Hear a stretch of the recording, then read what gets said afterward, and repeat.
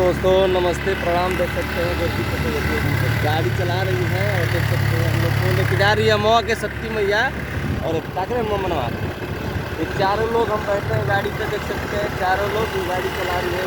मैया की जैसी बहुत सुंदर गाड़ी चलाती है, मज़ा आता है।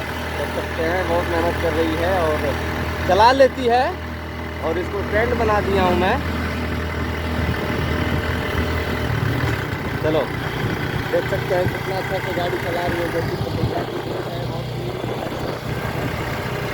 मज़ा आ रहा है।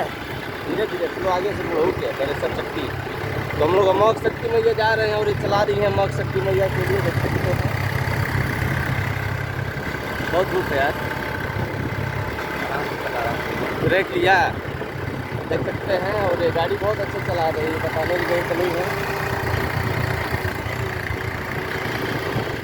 कोई भी गाड़ी दे दो ये चला लेंगी।